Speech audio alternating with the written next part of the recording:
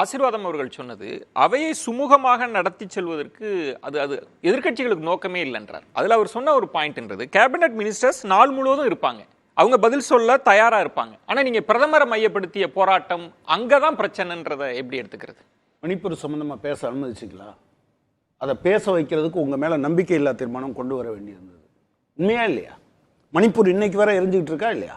இன்னும் 3 மாசம் கழிச்சு செட்டில் ஆகும்னு சொல்லியிருக்காரா இப்ப பைரன் சிங்? நீங்க சொல்லுங்க சார். மணிப்பூர்ல இவ்வளவு 200 கிராமம் அழிஞ்சு போச்சு, 70,000 பேர் அகதிகளா இருக்கான், 387 வழிபாட்டு தலங்கள் இடிஞ்சு போயிடுச்சு, 5000 வீடுகளை எரிச்சாச்சு. நீங்க மாநில தலைநகரத்தில் கடைசியாக இருந்த குக்கி இனத்தை சேர்ந்த 5 குடும்பங்களை பாதுகாப்பாக வெளியேற்றி விட்டோம்னு சொல்றீங்க. நீங்க பேசலையே நாடாளுமன்றத்தில். நீங்க அந்த விஷயத்தை நம்பிக்கையில்லா தீர்மானம் கொண்டு வர வரைக்கும் பேசுனீங்களா? அதானியை பற்றி பேசுனதுக்காக ராகுல் காந்தியை நீங்கள் உடனே ஒரு கேஸை தூசி தட்டி எடுத்து வெளியே அனுப்பி அதை என்ன வீட்டையும் காலி பண்ண வச்சிங்க. மஹுவா மைத்ராவை அப்படி வச்சிங்களா? மஹுவா மைத்ராவும் அதானி போட்டோவை காமிச்சோன்னு உங்களுக்கு கோவம் வந்தது. ஆனால் அம்பானி அதானி 2 பேரும் ட்ரக்கில் பணம் அனுப்புனாங்கன்னு சொன்னார்ல, நடவடிக்கை எடுத்தாரா? ஆனால் என்ன பண்ணார்? அவங்க 2 பேரையும் இவருடைய பதவியேற்பு விழாவுக்கு முக்கியமான ஆட்களாக அழைச்சிக்கிட்டார். அதனால தான் ஹிண்டன்பர்க்கில் அவருக்கு அந்த கோபம் வந்தது. ராகுல் அந்த ஃபோட்டோவை காமிச்சது நாடாளுமன்றத்துக்குள்ளே, மஹுவா மைத்ரா இவர் யாரோட ஆளுன்னு சொன்னது, நீங்கள் எங்கே விவாதிக்க விட்டீங்க? விவாதிக்க விட்டால் நீங்கள் என்ன பண்ணுவீங்க? வீட்டை காலி பண்ணுவீங்க, அன்னைக்கே தூக்கி போடுவீங்க. துறைசார் அமைச்சர்கள் கொடுக்குற பதிலை நீங்கள் எடுத்துக்கிறது இல்லை. மணிப்பூரில் யார் அப்படி பதில் சொன்னான்னு சொல்லுங்கள். நீங்கள் மணிப்பூர்ல அப்படி பதில் சொன்னது யாருன்னு சொல்லுங்க. ஒரு விவாதம் நடத்த ஒரு வருஷம் அமித்ஷா கொடுத்தாரு. இல்ல அது கனகராஜன் அமித்ஷா கொடுத்தாரு, உள்துறை அமைச்சர் கொடுத்தாரு.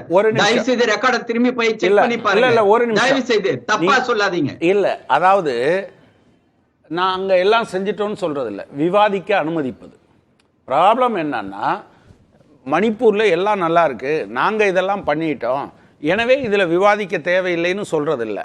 நீங்க விவாதம் நடத்துங்க, நீங்க சொல்றதெல்லாம் எப்படி தப்புன்னு நான் சொல்றேன். ஒரு மாநிலத்தில் ஓராண்டாக நீடிக்கிற ஒரு பிரச்சனையின் மீது விவாதிப்பதற்கு டைம் ஒதுக்காதவர்களை நீங்க என்ன கேட்டகரியில சேர்ப்பீங்கன்னு கேட்கிறேன் நான்.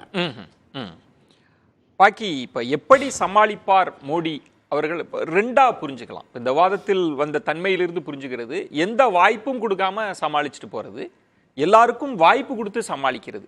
இதுல எந்த ஆப்ஷன் எடுக்க போறாரு? ஒரு முக்கியமான விஷயத்தை சொல்ல விரும்புகிறேன்.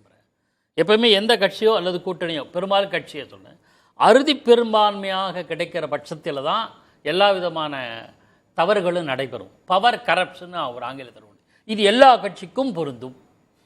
அதுல எனக்கு மாற்று கருத்தே கிடையாது. நிச்சயம் அப்படி புரிஞ்சுக்கிறது அது அவருடைய விருப்பம். நான் சொல்றது நாளைக்கு மார்க்சிஸ்ட் கட்சி வந்தாலும் அப்படித்தான் நடக்கும் சொல்லுவேன், இப்பன்னு சொல்லிட்டு போட்டோம். அதை பத்தி இல்லையா, இது ஒரு மோதியோ போபியா, அதுல சந்தேகமே இல்ல, இஷ்யூ அல்ல. அது இல்ல சார், நானும் சொல்ல மோடி தன் பதவியை காப்பாற்றிக் கொள்ளும். இப்படியே பச்சையா சொல்றேன் சார், அவர் பதவியில் நீடிக்கணும்ன்றதுக்காகவே அனுசரித்து போகக்கூடாது. யார் அனுசரிப்பார்? எல்லாரையுமே.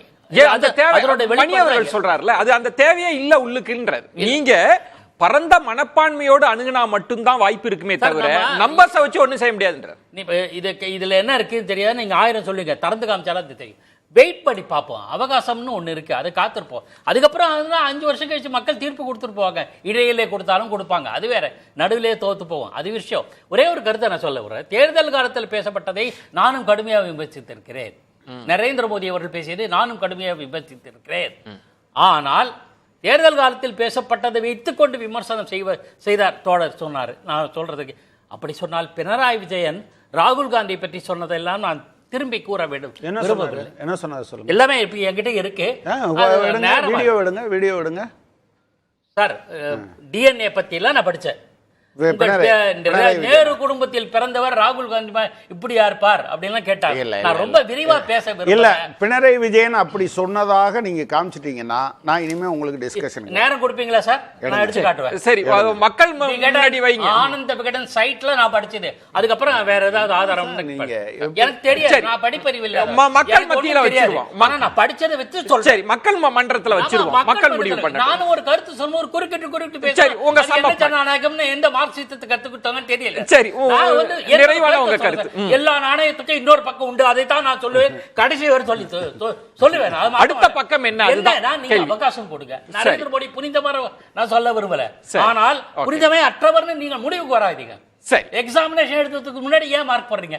நான் என்ன ஒரே சொல்றேன்னா, சுருக்கமா இது இப்போ பலம் இல்லாத ஆளுங்கட்சி, அதாவது போதிய பலம் இல்லாத மிருக பலம் இல்லாத, மிருக பலம்னு சொன்னா உங்களுக்கு என்ன பிடிக்கும்? மிருக பலம் இல்லாத கூட்டணி ஆட்சி எதிர்கட்சிக்கு இன்டாக்டா இருக்கு. அதை நான் தான் சொன்னேன், இந்தியா கூட்டணி வலுவோடு இருக்குன்னு. நன்றி. இது ஜனநாயகத்துக்கு ஆரோக்கியமானது. சரி, பொறுத்திருந்து பார்க்கலாம்.